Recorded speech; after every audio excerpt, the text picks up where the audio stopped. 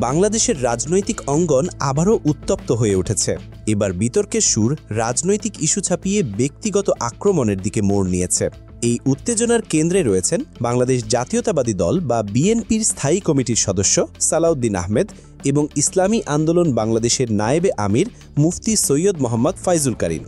ঘটনার সূত্রপাত হয় গত শনিবার।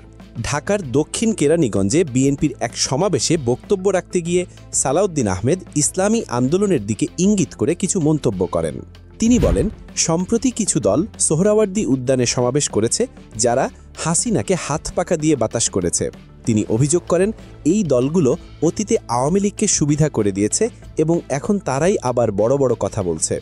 সালাউদ্দিন আহমেদ তাদেরকে আওয়ামী লীগের সহযোগী হিসেবেও আখ্যা দেন। সালাউদ্দিন আহমেদের এই বক্তব্যের জবাব আসে পরদিনই আরও জোরালোভাবে। রাজশাহীতে এক মতবিনিময় সভায় ইসলামী আন্দোলনের নেতা মুফতি ফাইজুল করিম এর কড়া প্রতিক্রিয়া জানান। তিনি বিএনপির অতীত শাসনকালের কথা তুলে ধরে দুর্নীতির অভিযোগ সামনে আনেন।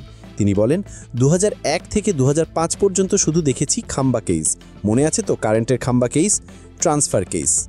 মানুষ ভোলেনি আলোচিত হাওয়া ভবনের কথা। কত ভবন আমরা দেখেছি। এখন দেখছি 9 মাসে 150 খুন। আজকে বিএনপির চাঁদাবাজির অবস্থাটা কি? এমন কোনো জায়গা নেই যেখানে চাঁদা তোলে না বিএনপি। আমরা প্রতিদিন খবরের কাগজে দেখছি। এগুলো সামান্য, বরফের উপরের অংশ যা দেখা যায় নিচে তার চেয়ে অনেক বেশি থাকে। এরপর ফয়জুল করিম পাল্টা প্রশ্ন ছুড়ে দিয়ে বলেন, বিএনপি কি এমন অর্জন করেছে যে মানুষ তাদের ভোট দেবে? তিনি বলেন, যদি উন্নয়নের কথা বলা হয় তাহলে আওয়ামী লীগ তাদের চেয়ে 1000 গুণ বেশি উন্নয়ন করেছে। এরপরও মানুষ জুলুম, অত্যাচার আর অবিচারের কারণে আওয়ামী লীগকে প্রত্যাখ্যান করছে। কিন্তু বিএনপিও অতীতে একই ধরনের কাজ করেছে। তিনি আরও বলেন, বিএনপিকে ভোট দেওয়ার মতো কোনো যুক্তি কি সাধারণ মানুষের কাছে আছে?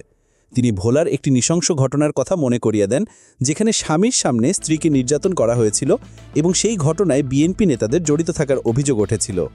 তিনি প্রশ্ন করেন, এমন ঘটনার পরও মানুষ কেন বিএনপিকে ভোট দেবে?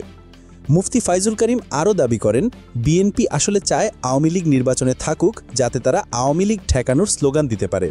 কিন্তু তার মতে বিএনপির অতীত কর্মকাণ্ডের কারণে সেই স্লোগান উল্টো বিএনপি ঠেকানোর স্লোগানে পরিণত হতে পারে। দুই দলের শীর্ষদের তার এই পাল্টাপাল্টি বক্তব্য রাজনৈতিক অঙ্গনে নতুন করে উত্তাপ ছড়িয়েছে। একদিকে বিএনপির অভিযোগ, অন্যদিকে ইসলামী আন্দোলনের অতীত মনে করিয়ে দেওয়া।